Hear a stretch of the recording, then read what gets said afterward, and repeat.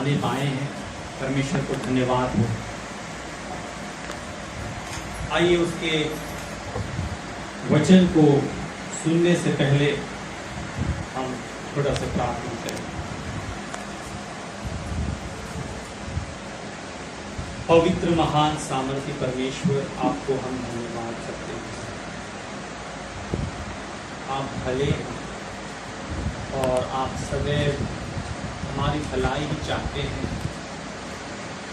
धन्यवाद करते हैं कि आप हमसे बहुत प्रेम करते हैं और हम धन्यवाद करते हैं आपने जो कुछ हमारे लिए किया है। प्रभु जी, इस घड़ी जब हम आपके वचन को सुनते हैं, हमारे समझ को खोलिएगा। अपने पवित्र आत्मा के द्वारा हमसे बातें करिएगा। आप प्रभु तेरे आत्मा की अगुवाई में सब कुछ होने पाए और तेरी महिमा के लिए सब कुछ होने पाए, और जो वचन बोला जाए उसे बलवंत करिएगा। प्रभु यीशु के नाम में मांगते हैं।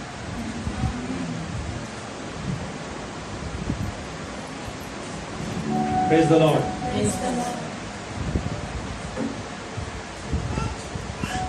आइए हम निकालेंगे दूसरा पत्रस, उसका पहला अध्याय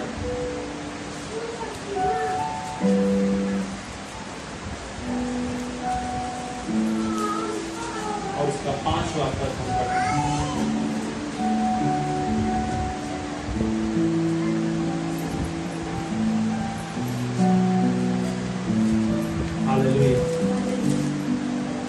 दूसरा पत्रस पहला अध्याय उसका 5वां पद।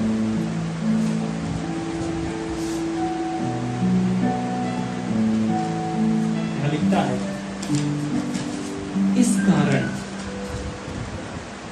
कारण तुम सब प्रकार का यत्न करके अपने विश्वास पर सद्गुण और सद्गुण पर समझ, आगे लिखता है, और समझ पर संयम और संयम पर धीरज और धीरज पर भक्ति और भक्ति पर भाईचारे की प्रीति और भाईचारे की प्रीति पर प्रेम बढ़ाते जाओ। क्योंकि यदि ये बातें तुम में वर्तमान रहे और बढ़ती जाएं, तो तुम्हें हमारे प्रभु यीशु मसीह की पहचान में निकम्मा और निष्फल ना होने देगा। हालेलुया। यहाँ पर हम देखें 5वां पद में वचन कहता है, इस कारण तुम सब प्रकार का यत्न करो। इंग्लिश में लिखता है, For this reason make every effort। इस कारण तुम सब प्रकार का यत्न, इस कारण तुम सब प्रकार का यत्न करो। जितना तुम यत्न कर सकते हो, जितना तुम एफर्ट दे सकते हो, जितना तुम यत्न कर सकते हो, करो। इसलिए यदि हम उसके ऊपर के वचनों को न पढ़ेंगे तो हमको मालूम चलता है कि वचन हमें किस लिए मेहनत करने के लिए कह रहा है, किस लिए यत्न करने के लिए कह रहा है, किस लिए एफर्ट देने के लिए कह रहा है। यदि हम उसके ऊपर जो वचन है उसको हम पढ़ते हैं तो हमको मालूम चलता है। दूसरा पत्रस 1:3 से जब हम पढ़ते हैं, यहाँ लिखता है, क्योंकि उसकी ईश्वरीय सामर्थ्य ने सब कुछ जो जीवन और भक्ति से संबंध रखता है हमें उसकी पहचान के द्वारा दिया है, जिसने हमें अपनी महिमा और सद्गुण के अनुसार बुलाया है, जिनके द्वारा उसने हमें बहुमूल्य और बहुत ही बड़ी प्रतिज्ञाएं दी हैं, ताकि इनके द्वारा तुम उस सड़ाहट से छूटकर जो संसार में बुरी अभिलाषाओं से होती है, ईश्वरीय स्वभाव के सहभागी हो जाओ। हालेलुया। वचन बताता है कि परमेश्वर ने हमारे लिए सब कुछ जो जरूरत है वो प्रबंध कर दिया है। हालेलुया। हर वो बात जो हमें आवश्यक है परमेश्वर ने प्रबंध कर दिया है। हर एक चीज जो जीवन के लिए जरूरत है, हर एक चीज जो भक्ति के लिए जरूरत है, ये सारी चीजों के लिए जो जरूरत है, उन सारी चीजों को प्रभु यीशु मसीह की पहचान के द्वारा परमेश्वर अपने ईश्वरीय सामर्थ्य के द्वारा हमारे लिए उपलब्ध कर दिया है।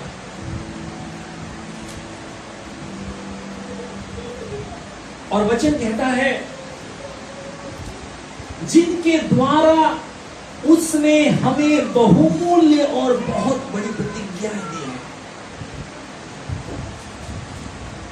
ताकि इनके द्वारा तुम उस सड़ाहट से छूटकर जो संसार में बुरी अभिलाषाओं से होती है, ईश्वरीय स्वभाव के सहभागी हो जाओ।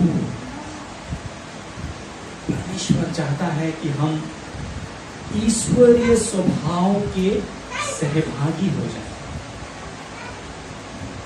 ईश्वरीय स्वभाव,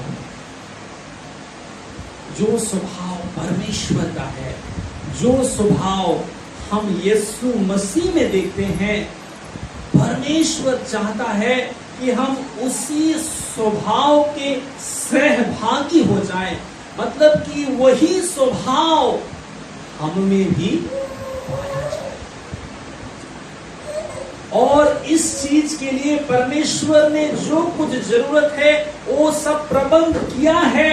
और इसीलिए वचन कहता है इस कारण तुम सब प्रकार का यत्न करके, मेरे प्रियो, बहुत सारी शिक्षाएं बताती है कि परमेश्वर ने अनुग्रह से हमारे लिए सब कुछ प्रबंध किया है। और ये सच है, ये सच है कि परमेश्वर ने अपने अनुग्रह के द्वारा हमारे लिए सब कुछ प्रबंध किया है।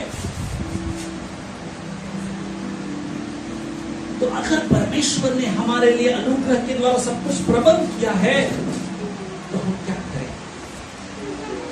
अगर परमेश्वर ने हमारे लिए अनुग्रह के द्वारा सब कुछ प्रबंध किया है तो हमें सारा यत्न करना है, सब प्रकार का यत्न करना है।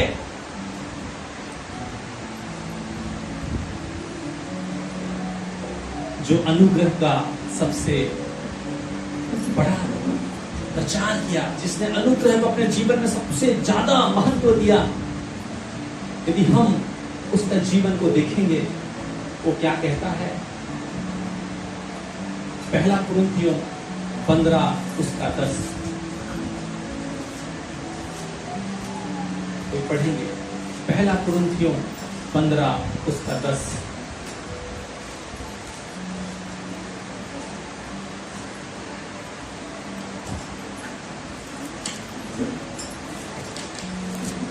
परंतु मैं जो कुछ भी हूँ परमेश्वर के अनुग्रह से। सुनिएगा ध्यान से, वो कहता है मैं जो कुछ भी हूँ परमेश्वर के अनुग्रह से हूँ। सुनिएगा ध्यान से ताकि अनुग्रह को आप समझ लें कि जब परमेश्वर का अनुग्रह एक व्यक्ति के जीवन में आता है तो उस अनुग्रह को प्राप्त करने वाला व्यक्ति अपना जीवन को कैसे जीना है, क्या करना है, पौलुस यहाँ पर वर्णन करता है। वो कहता है सबसे पहले मैं जो कुछ भी हूँ परमेश्वर के अनुग्रह से हूँ। फिर आगे देखना, उसका अनुग्रह जो मुझ पर हुआ वो व्यर्थ नहीं हुआ, परंतु एक मिनट, उसका अनुग्रह जो मुझ पर हुआ वो व्यर्थ नहीं हुआ। परमेश्वर का जो अनुग्रह पौलुस के जीवन में होता है वो अनुग्रह व्यर्थ नहीं हुआ। क्यों वो अनुग्रह व्यर्थ नहीं हुआ? आखिर क्या कारण है जो वो अनुग्रह व्यर्थ नहीं हुआ? आगे हम पढ़ेंगे। परंतु मैंने उन सब से बढ़कर परिश्रम भी किया, तो भी यह मेरी ओर से नहीं हुआ, परंतु परमेश्वर के अनुग्रह से जो मुझ पर था। सुनिए, परमेश्वर का अनुग्रह पौलुस का जीवन में हुआ। आज कितना कहते हैं, कितने विश्वास करते हैं कि परमेश्वर का अनुग्रह मेरे जीवन में हुआ? क्या विश्वास करते हैं? क्या हम विश्वास करते हैं कि परमेश्वर का अनुग्रह मेरे जीवन में हुआ है? अगर हम विश्वास करते हैं कि परमेश्वर का अनुग्रह हमारे जीवन में हुआ है, आज हम पौलुस का जीवन देखते हैं कि पौलुस कहता है जो अनुग्रह मुझ पर हुआ वो व्यर्थ नहीं गया। क्यों?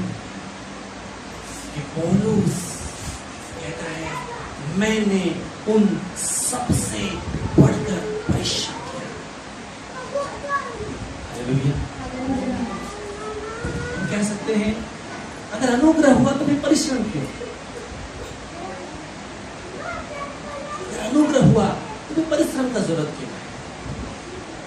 नहीं मेरे प्रिय, जब एक इंसान उस अनुग्रह को समझ जाता है, जो अनुग्रह वो प्राप्त किया है परमेश्वर से, कि परमेश्वर ने कैसा वरदान, कैसा बड़ा दान उसके जीवन में दिया है जो वो कभी पा नहीं सकता था, ये उस इंसान को ऐसा करना चाहिए, उस इंसान के जीवन में ऐसा कार्य करना चाहिए वो अनुग्रह, कि उसे परमेश्वर के लिए परिश्रम करने के लिए मजबूर देना चाहिए। हम परमेश्वर का अनुग्रह को प्राप्त करने के लिए परिश्रम नहीं करते। हम परमेश्वर का उद्धार को प्राप्त करने के लिए परिश्रम नहीं करते हैं। अनुग्रह उद्धार से, उद्धार अनुग्रह से मिला है, इसीलिए हम परिश्रम करते हैं। जब पौलुस इस बात को समझ पाया कि मुझ जैसे पापी को बचाने के लिए परमेश्वर ने अपना जीवन दे दिया, मुझ जैसे पापी से भी परमेश्वर प्रेम करता है, पौलुस उस अनुग्रह के प्राप्त करते ही, उस अनुग्रह को समझते ही परमेश्वर के लिए जी जान से जीने के लिए तैयार हो गया। और पौलुस कहता है उसने सबसे बढ़कर परिश्रम किया, उससे पहले जितने लोग थे उन सबसे बढ़कर परिश्रम किया, और जो अनुग्रह उसके जीवन में हुआ था वो बहुत ही बलवंत हुआ। आज हम पतरस से भी सीख रहे हैं। पतरस इसी बात को बता रहा है कि हमारे जीवन के लिए जो भी जरूरत है, भक्ति के लिए जो भी जरूरत है, ईश्वरीय स्वभाव को प्राप्त करने के लिए जो भी जरूरत है, उसके लिए सब कुछ का प्रबंध परमेश्वर अपना अनुग्रह से। जब ये ज्ञान हमारे अंदर में आता है, ये समझ हमारे अंदर में आता है, तो आज हमें हर प्रकार का यत्न करना है, सब प्रकार का यत्न करना है, जितना हो सके परिश्रम करना है। क्यों? ताकि जो अनुग्रह परमेश्वर ने हमें दिया है वो फल लाए, वो फलवत हो, वो व्यर्थ ना जाए। हमें प्रियो, परमेश्वर का अनुग्रह बहुत होता है, लेकिन ये उस इंसान के ऊपर निर्भर करता है जो उस अनुग्रह को प्राप्त करता है। उस अनुग्रह को प्राप्त करने के पश्चात वो अपना जीवन किस रीति से जीता है, उसके ऊपर निर्भर करता है कि उसका जीवन कितना फलवंत हो।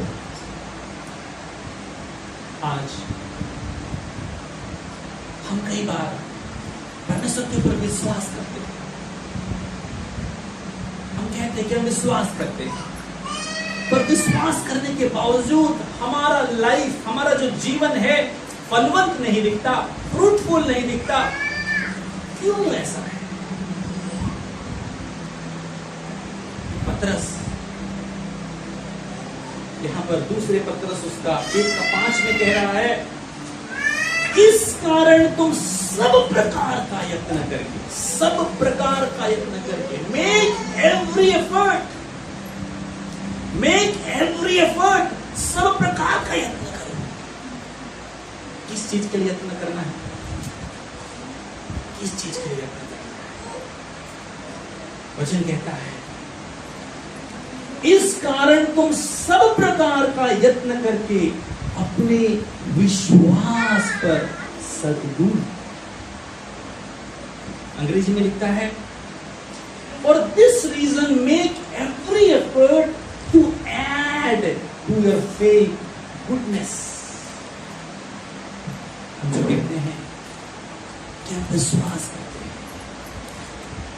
अगर हम विश्वास कर रहे हैं, हम कह रहे हैं, और विश्वास करने के बावजूद भी हमारे जीवन में जो फल दिखना चाहिए, फ्रूट दिखना चाहिए, वो अगर नहीं देख रहे हैं, तो यहां पर हमको वचन सिखा रहा है कि तुम्हें अपने विश्वास में कुछ बातों को जोड़ने की आवश्यकता है। You have to add something to your faith.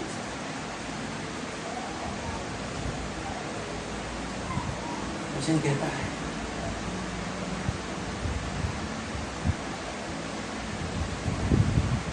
इस कारण तुम सब प्रकार का यत्न करके अपने विश्वास पर सद्गुण, सद्गुण, गुडनेस, इंग्लिश में गुडनेस। आज हमारे विश्वास के साथ भलाई को जोड़ने की आवश्यकता है। यदि हम केवल कहें कि मैं विश्वास करता हूं, यीशु के ऊपर मैं विश्वास करता हूं, हाँ मेरे प्रिय, सच्चा विश्वास में सद्गुण जुड़ा हुआ है। अगर हम सच्चा विश्वास करते हैं यीशु के ऊपर में, सच्चे रूप से हम मन फिराए हैं, हमारे विश्वास में सद्गुण जुड़ा हुआ रहेगा। और अगर नहीं जुड़ा है तो उसे जोड़ना है। We have to add goodness to faith. भलाई को हमें जोड़ना है। And to goodness knowledge, और भलाई में हमें ज्ञान को जोड़ना है। कौन सा ज्ञान? कौन सा ज्ञान? परमेश्वर का ज्ञान। जैसा कि मैं कह रहा था, पतरस कह रहा है, तुम सब प्रकार का यत्न करो। आप कितना यत्न करते हैं? आज हम लोग कितना यत्न कर रहे हैं, कितना प्रयास कर रहे हैं उस ज्ञान को, हमारे विश्वास के साथ उस ज्ञान को जोड़ने के लिए। हम कितना परमेश्वर का वचन अध्ययन कर रहे हैं, हम कितना परमेश्वर का वचन सुन रहे हैं, हम कितना सीख रहे हैं। वचन कहता है, अपने विश्वास के साथ ज्ञान को भी जोड़ना। परमेश्वर का ज्ञान हमारे विश्वास के साथ जोड़ना। भलाई हमारे विश्वास के साथ जुड़ना होगा। कहता है वचन, and to knowledge self control, और ज्ञान बढ़ाने के साथ साथ हमारे जीवन में परमेश्वर चाहता है कि हम संयम को लाएं। क्या आज हमारे जीवन में संयम है? मैं उन हर एक व्यक्ति से जो कहता है कि हाँ मैं विश्वास करता हूं यीशु मसीह के ऊपर, और ये कहता है कि विश्वास तो करता हूं लेकिन मेरे जीवन में फल नहीं दिखता, मैं आपसे पूछना चाहूंगा, क्या आपके जीवन में संयम है? क्या हम अपने जीवन में संयम को जोड़े हैं? क्या हमारे विश्वास के साथ संयम जुड़ा हुआ है? क्या हमारे विश्वास के साथ भलाई जुड़ा हुआ है? क्या हमारे विश्वास के साथ परमेश्वर का ज्ञान जुड़ता जा रहा है? क्या आप हर प्रकार का यत्न कर रहे हैं? परमेश्वर चाहता है कि हमारे विश्वास में ये सारी चीजें जुड़ते जाएं। And to self control, perseverance. Perseverance ये क्या चीज है? हम बीते दिनों में सुन रहे थे एक कनानी स्त्री का बारे, जो यीशु के पास आई अपना समस्या को लेकर के, और यीशु को बताने लगी, प्रभु मेरी बेटी दुष्ट आत्मा से ग्रसित है, उसके ऊपर दया कर, मुझ पर दया कर, मेरी बेटी को छुटकारा दे। और वचन बताता है यीशु ने कोई उत्तर नहीं दिया। क्या वो रुक गई? वो नहीं रुकी। वो यीशु का पीछा करने लगी, पीछा करने लगी। फिर से यीशु को पुकार दिया, प्रभु मेरी बेटी के ऊपर दया कर, मुझ पर दया कर। वो इतना पुकार रही है, लेकिन यीशु कोई उत्तर नहीं दे रहे हैं। उसके पुकारने को सुन सुनकर चेले परेशान हो जा रहे हैं और कह रहे हैं यीशु से इसे विदा कर। यीशु उसके बातों को उत्तर ना देने पर भी वो लगी हुई, लगे रहना, लगे रहना, लगे रहना, परमेश्वर का पीछे लगे रहना। क्या आज हमारे विश्वास में ये गुण पाया जाता है?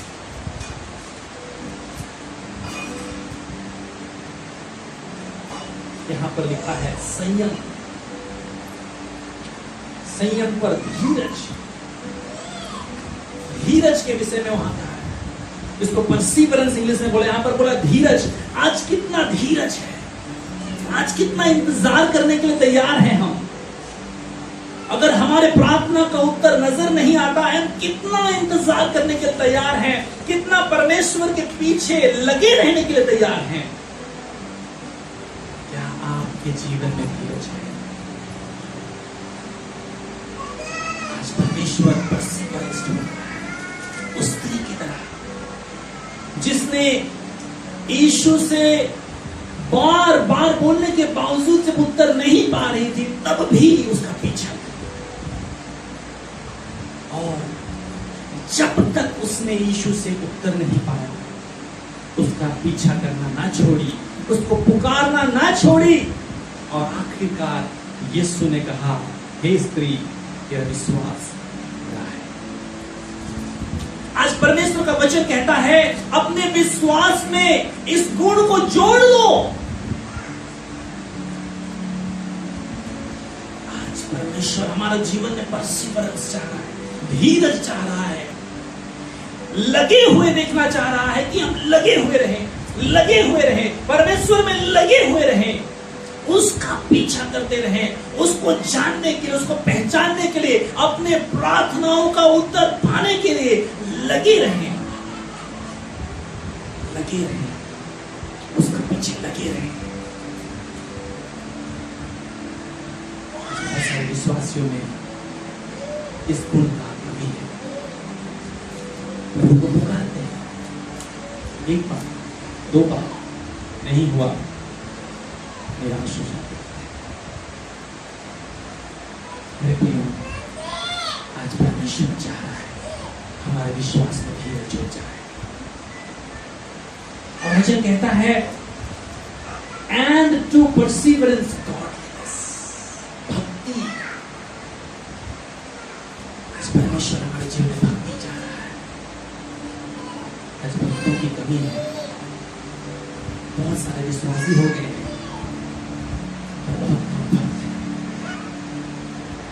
आज परमेश्वर चाह रहे हैं हमारे विश्वास के साथ भक्ति जुड़ जाए, भक्ति जुड़ जाए।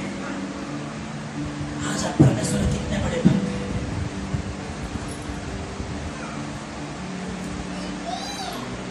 परमेश्वर के पास आने से, परमेश्वर की उपस्थिति में बैठने से, परमेश्वर की ओर ध्यान करने से जीवन की छोटी छोटी चीजें हमें अगर रोक दे रही हैं, तो आज हमारे जीवन में भक्ति की कमी है। आज परमेश्वर भक्तों को ढूंढ रहा है, भक्तों को ढूंढ रहा है। ऐसे लोगों को जानता हूं जिन्हें परमेश्वर का वचन खुले में पढ़ने के लिए मौका नहीं था, वे जाकर के बाथरूम में छिप करके पढ़ते थे।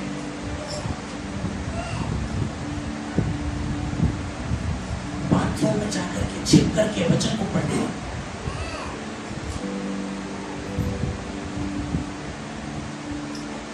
जब सारे लोग सो जाते हैं, उस समय उठ करके परमेश्वर के वचन को ध्यान कर प्रार्थना करना। अवसर नहीं है कि खुले में वे आराधना करने सके, खुले में वचन पढ़ सके, प्रभु की ओर ध्यान कर सके, लेकिन उनके जीवन में ऐसी भक्ति है कि कोई परिस्थिति उनको परमेश्वर के पास आने से रोक नहीं पा रही है। कोई परिस्थिति। आज क्या हमारे जीवन में भक्ति है? परमेश्वर कहता है, आज तुम्हारे विश्वास में भक्ति को मैं ढूंढता हूं, आज तुम्हारे विश्वास में भलाई को ढूंढता हूं, आज तुम्हारे विश्वास में मैं मेरे ज्ञान को ढूंढता हूं, आज तुम्हारे विश्वास में मैं धीरज को ढूंढता हूं, आज तुम्हारे विश्वास में मैं संयम को ढूंढता हूं। सच तो ये है कि जब एक इंसान कहता है कि मैं विश्वास करता हूं, और अगर उसके जीवन में सच्चा विश्वास है, तो ये गुण उसके जीवन में दिखने चाहिए।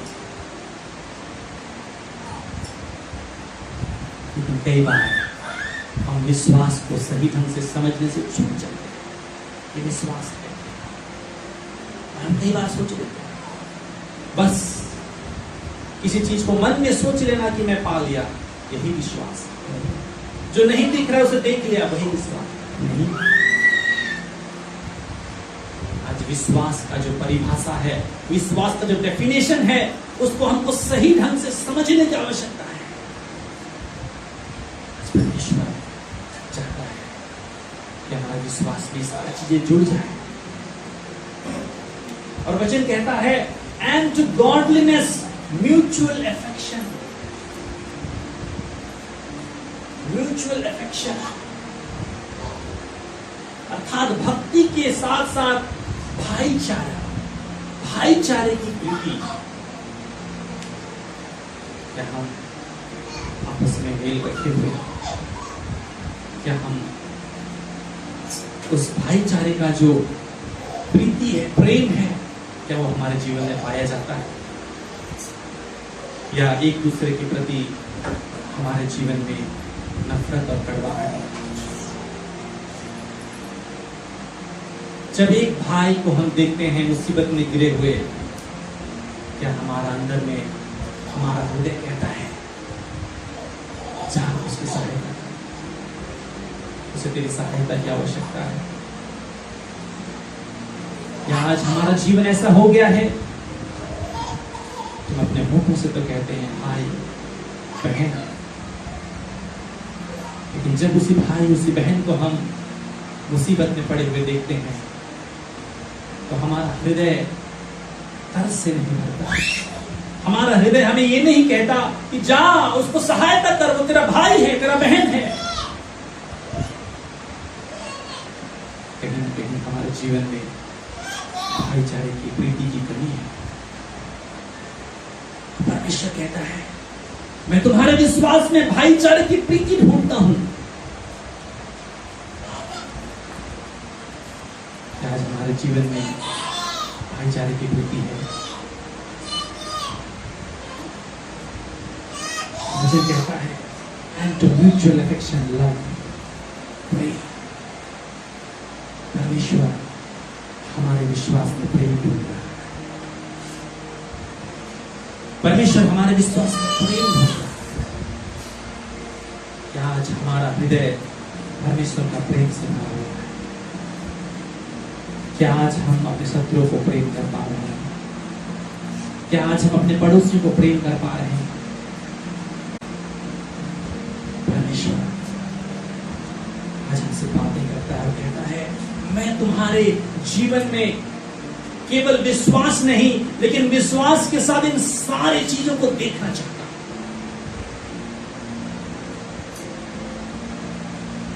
हाँ मेरे प्रियो,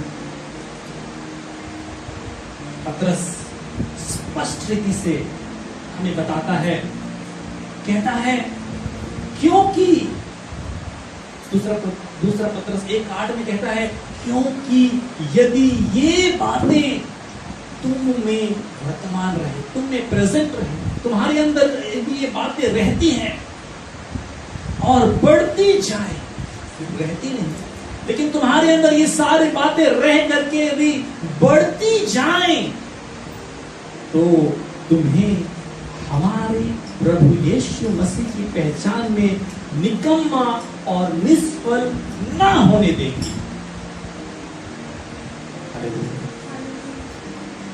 यदि आज हमारा जीवन निष्फल सा लगता है, यदि आज हम निकम्मे जान पड़ते हैं, कहीं ना कहीं विश्वास के साथ जिन बातों को जुड़ना चाहिए वो हमारे जीवन में नहीं जुड़ा है। आज अपने जीवन को रखना है, अपना जीवन को देखना है, हम सबों को, जो मैं प्रचार कर रहा हूं, मुझे खुद को, जो हम सुन रहे हैं उन सबको आज अपना जीवन को देखना है। क्या मेरे विश्वास के साथ ये सारी बातें जुड़ी हुई है? क्या मेरे विश्वास के साथ सद्गुण जुड़ा हुआ है? क्या मेरे विश्वास के ऊपर विश्वास के साथ समझ जुड़ा हुआ है? क्या मेरे विश्वास का साथ में संयम जुड़ा है? क्या धीरज जुड़ा है? क्या भक्ति जुड़ी है? क्या भाईचारे की प्रीति जुड़ी है? क्या प्रेम जुड़ा है? क्योंकि वचन स्पष्ट कहता है, यदि ये बातें, यदि ये सारे गुण किसी व्यक्ति के जीवन में पाई जाती है, किसी विश्वासी के जीवन में पाई जाती है, तो उस व्यक्ति को ये फलवंत बिना हुए नहीं छोड़ेगा। सचमुच में कितनी बड़ी आशीष परमेश्वर ने हमें रखा है। ऐसा इंसान निकम्मा नहीं ठहरेगा, क्योंकि वो गुण उसे निकम्मा होने ही नहीं देगा, वो गुण उसे बिना फल लाए रहने नहीं देगा। परमेश्वर उस व्यक्ति का जीवन को आशीषित बना देगा। आज हमारा जीवन विश्वास तो है, परमेश्वर से कहता है, मेरे बेटे अपने जीवन में विश्वास के साथ साथ इन गुणों को जोड़ लो, इन गुणों को जोड़ लो। सच में वो भला है, हमारी भलाई चाहता है। और वचन कहता है, जैसा हमने देखा, कि तुम सब प्रकार का यत्न करो। हमने अनुग्रह पाया है, लेकिन उस अनुग्रह का भरपूरी, उस अनुग्रह को फलवंत होते हुए यदि हमारा जीवन देखना चाहते हैं, यदि उस अनुग्रह को व्यर्थ जाने नहीं देना चाहते हैं, तो हमें विश्वास के साथ इन सारे बातों को जोड़ना होगा। और तब हमारा जीवन, केवल हमारा जीवन आशीषित नहीं होगा, लेकिन परमेश्वर हमें आशीष का मूल बना देगा। हमारे जीवन के द्वारा बहुत सारे लोग आशीषित हो जाएंगे।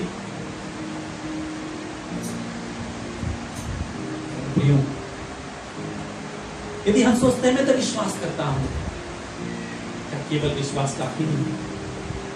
मैं आपसे सच कहता हूं, यदि विश्वास है लेकिन ये सारे गुण अगर नहीं पाए जाते हैं, तो सुनिएगा वचन क्या कहता है। 9 पद में कहता है, क्योंकि जिसमें ये बातें नहीं वह अंधा है। वह अंधा है और धुंधला देखता है और अपने पिछले पापों से धुलकर शुद्ध होने को भूल बैठा है। यदि मैं दावा करता हूं, मैं विश्वास करता हूं, लेकिन परमेश्वर के ये सारे गुण अगर आज मेरे जीवन में नहीं पाए जाते हैं, तो परमेश्वर का वचन कहता है कि मैं अंधा हो गया हूं और मैं भूल गया हूं कि यीशु ने कैसा अनुग्रह करके अपने लहू से मुझे धो दिया है। इसलिए कह रहा था, अनुग्रह हमें परिश्रम करने सिखाता है। इसीलिए अनुग्रह का प्रचार करने वाला पौलुस कहता है, मैंने इन सब से बढ़कर परिश्रम किया। उसने तो अनुग्रह पाया, अनुग्रह को अच्छा से समझा और सबसे बेहतर रीति से समझा और अनुग्रह का सबसे बढ़ के प्रचार किया। और वही पौलुस कहता है, मैंने इन सबसे बढ़ के प्रयत्न किया, मैंने इन सबसे बढ़ के परिश्रम किया। यदि जिस अनुग्रह का शिक्षा हम पाए हैं, यदि वो अनुग्रह का शिक्षा हमको सिखाता है कि सब कुछ मिल गया है, अब कुछ करने का जरूरत नहीं, सावधान हो जाइए, परिश्रम करने का जरूरत है, अब उसके लिए जीने की जरूरत है।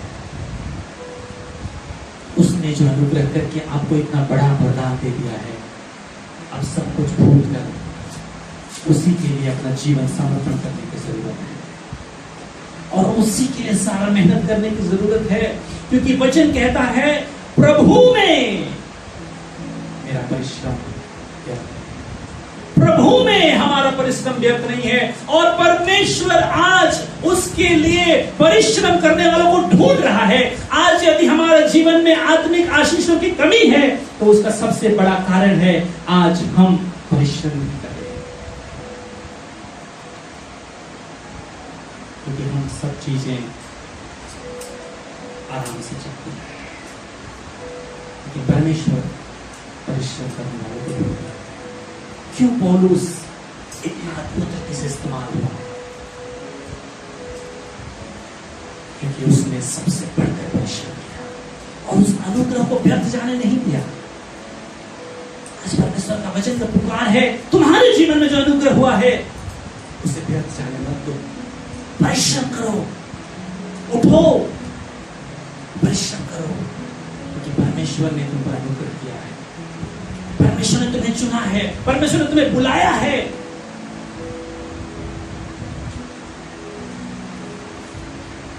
हमारे प्रिय पतरस यहां आगे कहता है 11वें पद में, 10 पद में कहता है, इस कारण हे भाइयों, अपने बुलाए जाने और चुन लिए जाने को सिद्ध करने का भली भांति यत्न करते जाओ। जो बुलाहट हमें मिला है और जो परमेश्वर ने अपने अनुग्रह से हमें चुन लिया है, उसको सिद्ध करने के लिए, उसे कंप्लीट करने के लिए, उसे पूरा करने के लिए वो चाहता है कि हम भरपूर यत्न करें, भली भांति परिश्रम करें, मेहनत करें, प्रयास करें, क्योंकि यदि ऐसा करोगे तो कभी भी ठोकर न खाओगे, वरन इसी रीति से तुम हमारे प्रभु और उद्धारकर्ता यीशु मसीह के अनंत राज्य में बड़े आदर के साथ प्रवेश करने पाओगे। Praise the Lord, hallelujah. हमारे प्रिय, यदि हम परिश्रम करते हैं, इसका मतलब यह नहीं कि हम अनुग्रह को विश्वास नहीं करते, लेकिन इसके ठीक उल्टा, क्योंकि हम विश्वास करते हैं कि परमेश्वर ने हमको चुना, हमको बुलाया, हम पर अनुग्रह किया, इसीलिए हम परिश्रम करते हैं। परमेश्वर का वचन कहता है कि हम बड़े आनंद से, जो ऐसा करते हैं वे बड़े आनंद से परमेश्वर के राज्य में प्रवेश करेंगे। उस स्वर्ग के राज्य में प्रवेश करेंगे आनंद के साथ। परिश्रम करने का मतलब यह नहीं कि अनुग्रह को विश्वास नहीं करना। जो अनुग्रह का परिभाषा इस तरह से समझते हैं कि अनुग्रह का मतलब परिश्रम नहीं करना है, अनुग्रह का मतलब प्रार्थना नहीं करना है, अनुग्रह का मतलब वचन नहीं पढ़ना है, अनुग्रह का मतलब मेहनत नहीं करना है, वे गलत रास्ते में चले गए। लेकिन अनुग्रह हमें उत्साहित करता है, अनुग्रह हमें प्रेरित करता है। उठो, देखो कैसा बड़ा अनुग्रह तुम पर हुआ है, इस अनुग्रह को भूल मत जाओ। लेकिन परिश्रम करो, यत्न करो, सब कुछ करो। जब परमेश्वर ने तुम्हारे लिए सब कुछ दे दिया, तुम भी अपना सब कुछ देकर परमेश्वर के लिए जियो।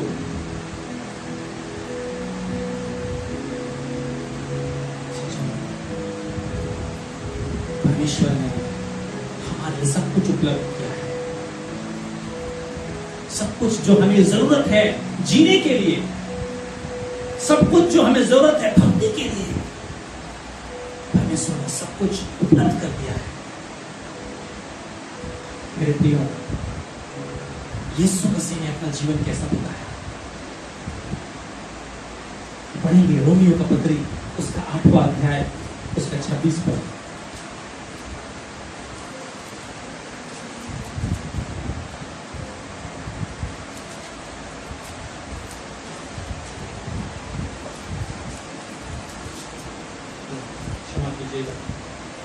पढ़ेंगे इब्रानियों का पत्री उसका 5वां अध्याय उसका 7 पद।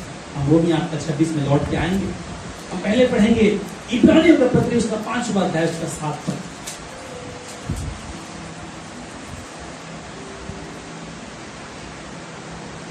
यीशु ने अपनी देह में रहने के दिनों में ऊंचे शब्द से पुकार पुकार कर और आंसू बहा बहा कर उसे जो उसको मृत्यु से बचा सकता था प्रार्थनाएं और विनती की, और भक्ति के कारण उसकी सुनी गई। Praise the Lord.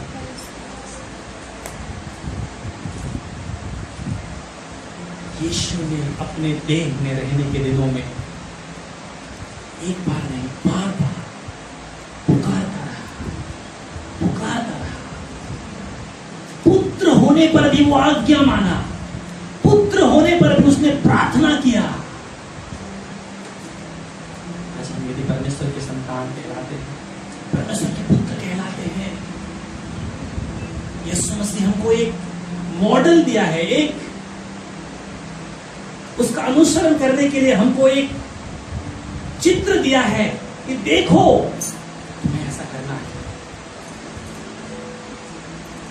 जैसा यीशु मसीह शरीर में रहने के समय बार बार प्रार्थना में समय बिताते थे, बार बार प्रार्थना करते थे, परिश्रम करते थे,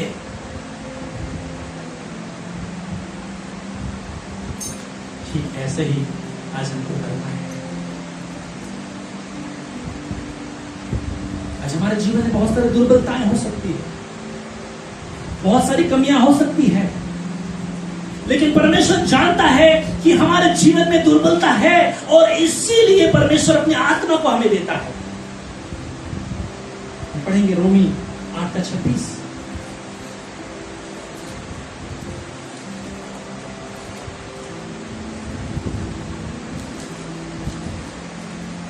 इसी रीति से आत्मा भी हमारी दुर्बलता में सहायता करता है। सुनेगा, इसी रीति से आत्मा भी अर्थात परमेश्वर का वो पवित्र आत्मा हमारी दुर्बलता में सहायता करता है, क्योंकि हम नहीं जानते कि प्रार्थना किस रीति से करना चाहिए, परंतु आत्मा आप ही ऐसी आहें भर भर कर जो बयान से बाहर है हमारे लिए विनती करता है।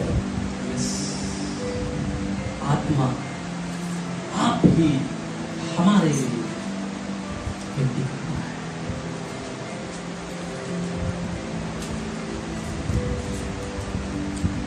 बोल सकते हैं आत्मा तो आप ही विनती करता है, हमको विनती करने की क्या जरूरत है। यीशु मसीह पवित्र आत्मा से भरे हुए थे। वचन कहता है उन्होंने पुकार पुकार कर प्रार्थना। जब हम परमेश्वर की उपस्थिति में आते हैं, जब हम परमेश्वर की उपस्थिति में पुकारते हैं, प्रार्थनाएं करते रहते हैं, उन्हीं दौरान में परमेश्वर का आत्मा हमारे जीवन में हमारे दुर्बलताओं के प्रति कार्य करता है। जो ये कहते हैं बार बार मैं दुर्बल हूं, मैं दुर्बल हूं, मैं दुर्बल हूं, मैं आपको बताना चाहता हूं, आप यदि परमेश्वर की उपस्थिति में बैठते हैं, प्रार्थना करते हैं, प्रभु को पुकारते रहते हैं, परमेश्वर का आत्मा आपकी सहायता के लिए दिया गया है। प्रभु का आत्मा आपको सहायता करेगा, आपकी कमजोरी है। लेकिन आज परमेश्वर ढूंढ रहा है उनको जो परिश्रम करने के लिए रेडी हैं, तैयार हैं। यदि हम यीशु का जीवन देखें, परिश्रम से भरा हुआ जीवन है। यदि हम पौलुस का जीवन देखें, परिश्रम से भरा हुआ जीवन है। आज हमारा जीवन कैसा है? आज हमारा जीवन कैसा है? आज क्या हमारा जीवन परिश्रम से भरा हुआ है? क्या आज हम प्रभु में परिश्रम कर रहे हैं? क्या आज हम प्रार्थना करने में परिश्रम कर रहे हैं? क्या आज हम वचन पढ़ने में परिश्रम कर रहे हैं? क्या आज हम परमेश्वर की ओर ध्यान करने में परिश्रम कर रहे हैं?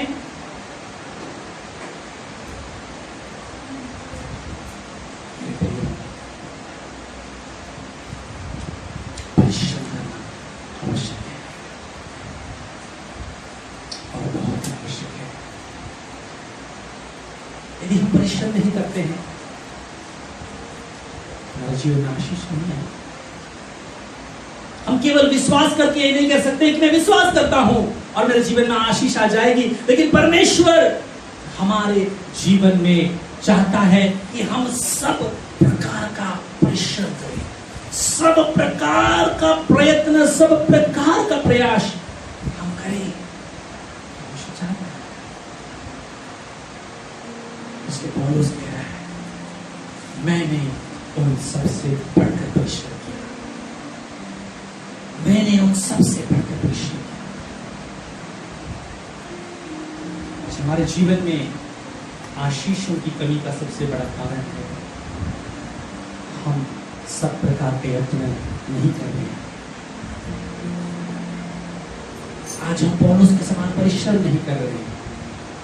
विश्वास करने के लिए तैयार हैं, क्यों? क्योंकि विश्वास करने में कष्ट नहीं होता। लेकिन विश्वास के साथ उन सारे गुणों को, जिसको पतरस कहता है कि इन सारे गुणों को तुम्हारे जीवन में जोड़ दो विश्वास के साथ, उन गुणों को जोड़ने में समस्या होती है। आज सब प्रकार के प्रयत्न करने में समस्या। पर हम बहुत चाहते हैं कि तुम में से हर एक जन अंत तक पूरी आशा के लिए ऐसा ही प्रयत्न करता रहे। ऐसा ही प्रयत्न करता रहे, पूरे अंत तक, आखिरी तक प्रयत्न करता रहे। और ताकि तुम आलसी ना हो जाओ। ये सारी बातें क्यों लिखा है, क्यों बता रहा है? ताकि तुम आलसी ना हो जाओ, वरन उनका अनुकरण करो जो विश्वास और धीरज के द्वारा प्रतिज्ञाओं के वरिष्ठ होते हैं। हाँ मेरे प्रिय,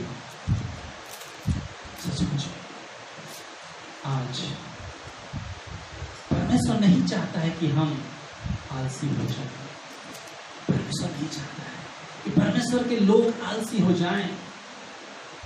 परमेश्वर आज उसके लिए परिश्रम करने वालों को ढूंढ रहा है।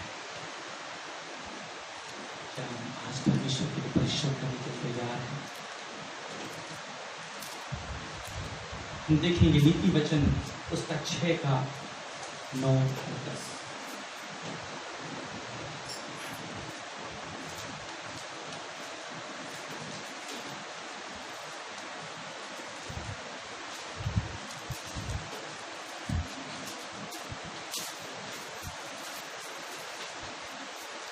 वचन कहता है,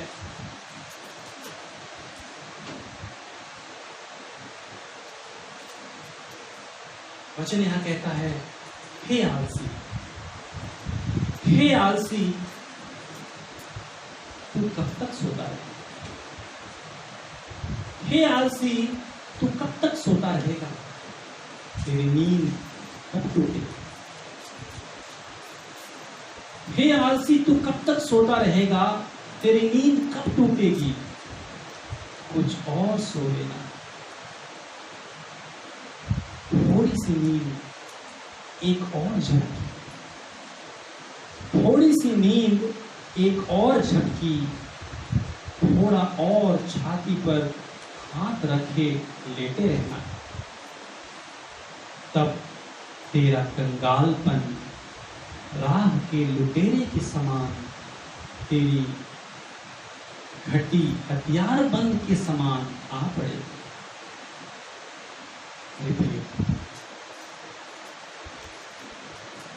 परमेश्वर का वचन स्पष्ट करता है, परमेश्वर आलसियों को नहीं, परिश्रम करने वालों को ढूंढता है। यदि आज हम परिश्रम करने वाले हैं परमेश्वर के लिए, यदि आज हम परिश्रम करने के लिए समर्पित हो रहे हैं, यदि हम सब प्रकार का यत्न करने के लिए प्रभु के प्रति समर्पित हो रहे हैं, प्रभु जरूर हमारी सहायता करेगा। और उसने हमारे लिए सहायक भेजा है, अर्थात तो पवित्र आत्मा, जो हमारी दुर्बलताओं में हमारी सहायता करता है। हमें भी आज परमेश्वर के लिए परिश्रम करने की आवश्यकता है। आज विश्वास के साथ उन सारे गुणों को जोड़ने की आवश्यकता है, तब हम सच में फलवंत हो जाएंगे, तब हम सच में आशीषित हो जाएंगे। प्रभु इन वचनों के द्वारा सभी को आशीष करें। आमीन।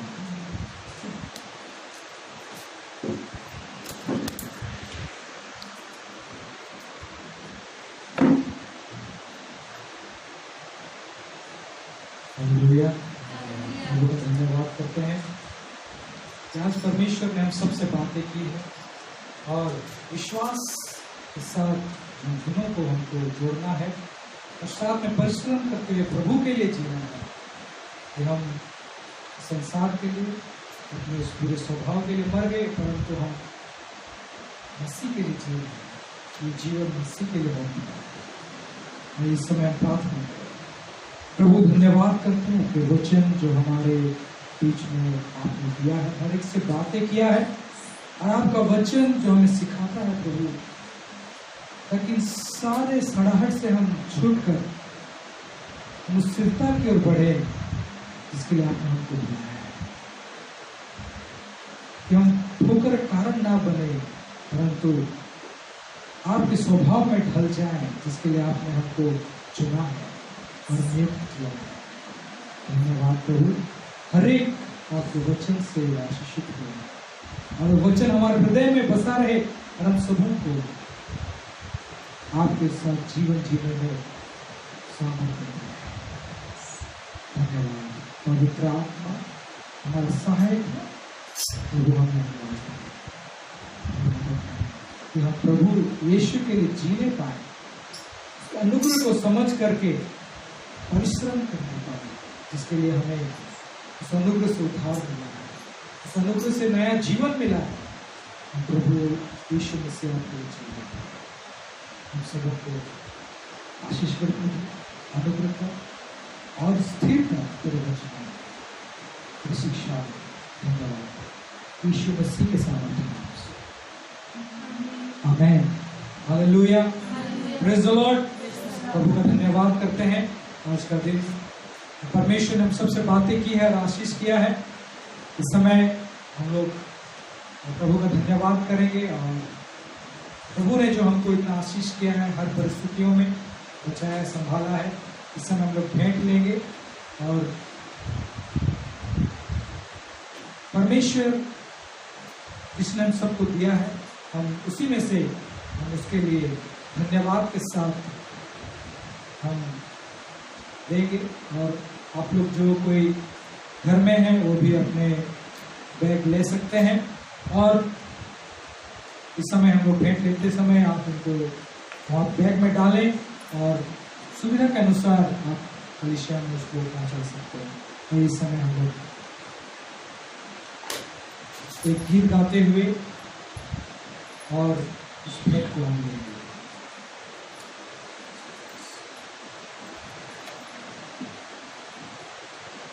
सदा मैं स्तुति करूंगा, सदा मैं सेवा करूंगा, मुझे बचाया प्रभु ने, सदा मैं स्तुति करूंगा, सदा मैं स्तुति करूंगा, सदा मैं सेवा करूंगा, मुझे बचाया प्रभु ने, सदा मैं स्तुति करूंगा, मुझे बचाया जब मैं गुनाहों में था, मुझे बचाया जब मैं गुनाहों में था,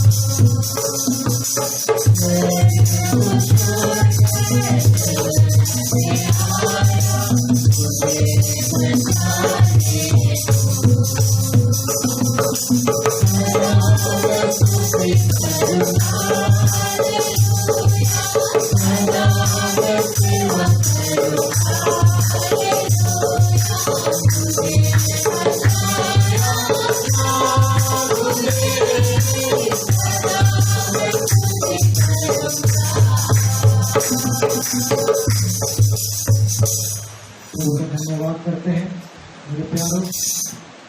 आज प्रभु ने हमें एक अच्छा अवसर दिया है। हम इसी तरह जब तक लॉकडाउन है हम लोग घर में, आप घर में होने से भी हर एक सप्ताह हम लोग 9 बजे इस रीति से रविवार के दिन में हम लोग मिलेंगे और प्रार्थना आराधना करेंगे। शाम का समय का प्रार्थना जरूर परिवार के साथ मिलकर करें। रविवार का प्रार्थना में हमारे साथ जुड़ें ताकि हम लोग फिर से आने वाला सप्ताह भी प्रार्थना कर सकें। और हम लोग उनका उपवास प्रार्थना भी जब होता है आपको सूचित किया जाएगा, आपको उसमें भी आप शनिवार को भी हमारे साथ जुड़ सकते हैं। परमेश्वर आप सबों को बहुत बहुत आशीष करे और आने वाला सप्ताह फिर शुरू होगा। धन्यवाद।